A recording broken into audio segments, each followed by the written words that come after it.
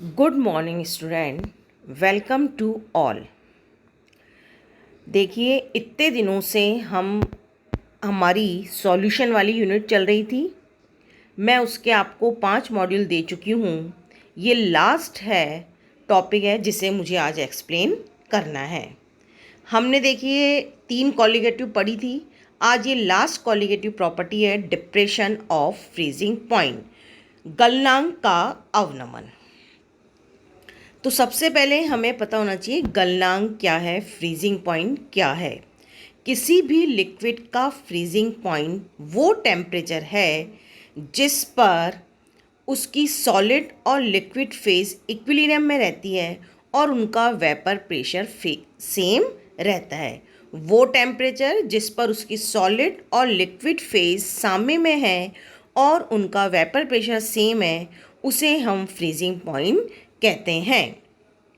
जैसे ही किसी सॉल्यूट को सॉल्वेंट में मिलाया जाता है तो सॉल्यूशन बनने पर फ्रीजिंग पॉइंट कम हो जाता है।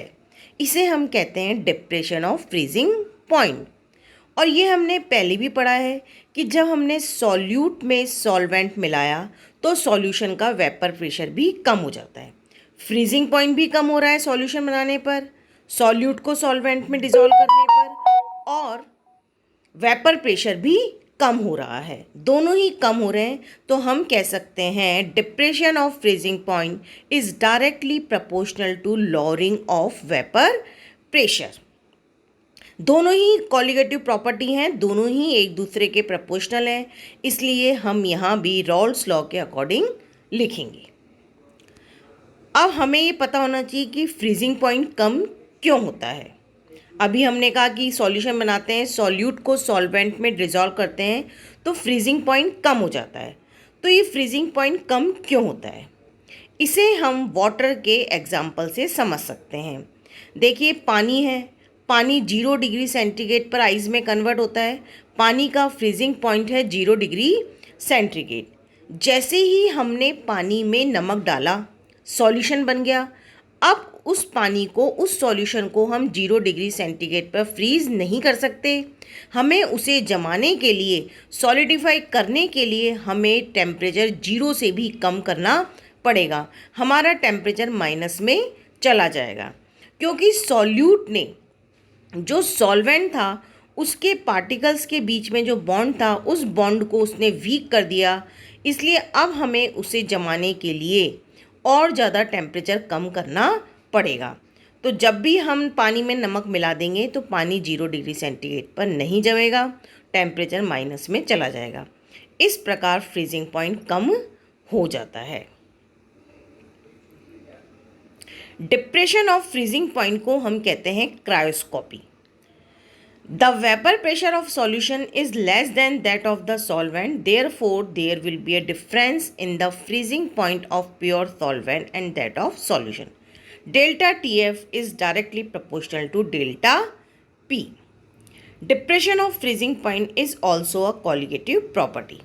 अब देखिए, रॉल्स लॉ से हमने लिखा है delta P equals to P, तो ये पहले भी आ चुका है, ये हमारे लिए कोई नई इक्वेशन नहीं है। हमने लिखा delta P equals to something, तो हम डेल्टा P की जगह डेल्टा TF लिख सकते हैं।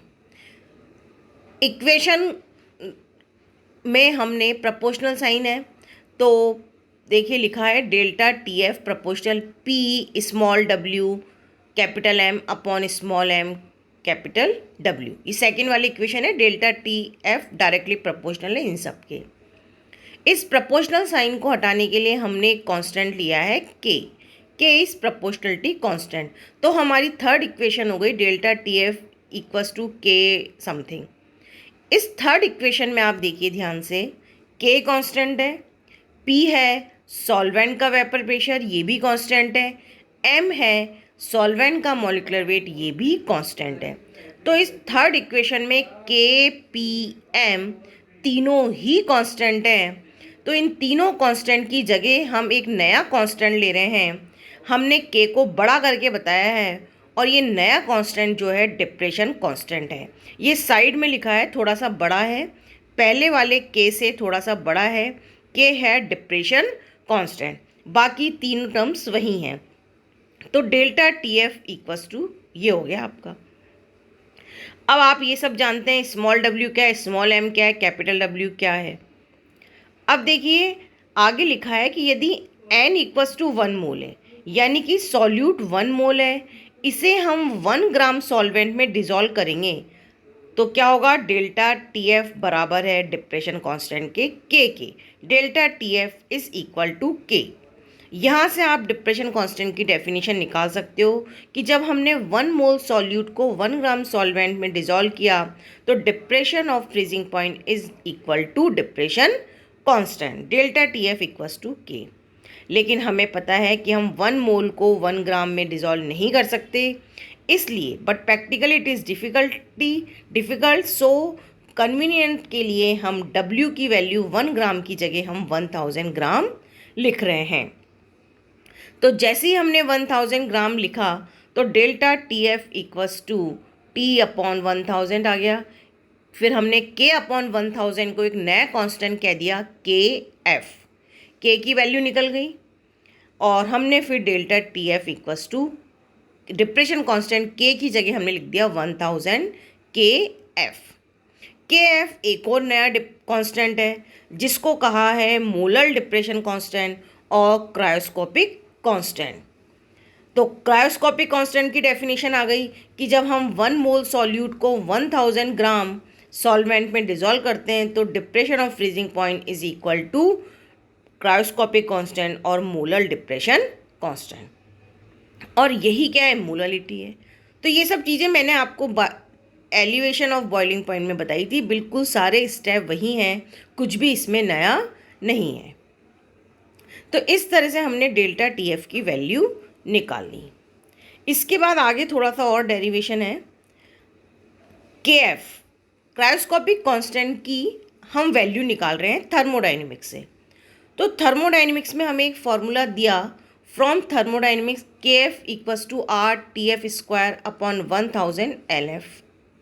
इस वाले फॉर्मूले में देखिए आर की वैल्यू हमने 2 कैलोरी रखी, सॉल्यूशन कांस्टेंट है, टी एफ है फ्रीजिंग पॉइंट ऑफ सॉल्वेंट और एल एफ है लेटेंट हीट ऑफ फ्यूज़न। तो इन सब की वैल्यू रखी हमने यहाँ पे, तो के एफ इक्वस टू हमें ये मिला। फिर हम वाटर सॉल्वेंट के लिए के एफ की वैल्यू निकाल रहे हैं। तो वाटर के लिए एल एफ यानी कि गुप्त ऊष्मा होती है 80 कैलोरी और टी एफ है सॉल्वेंट का फ्रीजिंग पॉइंट, तो वाटर का होता है 0 डिग्री सेंटीग्रेड, तो इसको केल्विन में करा हमने तो 273 केल्विन हो गया। और फिर जो है के एफ की वैल्यू इस तरह से 1.856 आ गई। तो क्वेश्चन में ये आपको हेल्प करेगा, आपको के वाटर के लिए के एफ और के बी की वैल्यू आपको लर्न करनी है। फिर हमने देखिए सबसे नीचे लास्ट में लिखा है साइड में एल एफ की क्या वैल्यू होती है, delta H F upon M. तो ये वैल्यू हमने पुट कर दी। डेल्टा एच एफ है मोलर हीट ऑफ फ्यूज़न और एम है मोलर मास ऑफ सॉल्वेंट। तो इस तरह से के एफ की हमें ये वैल्यू मिली M R T F square upon 1000 delta H F. ये जो हमने के एफ का मान निकाला है ये हमने थर्मोडाइनमिक्स से निकाला है। ऊपर हमने के एफ की वैल्यू निकाली थी और यहाँ पे हमने के एफ की वैल्यू थर्मोडाइनमिक्स से निकाली है।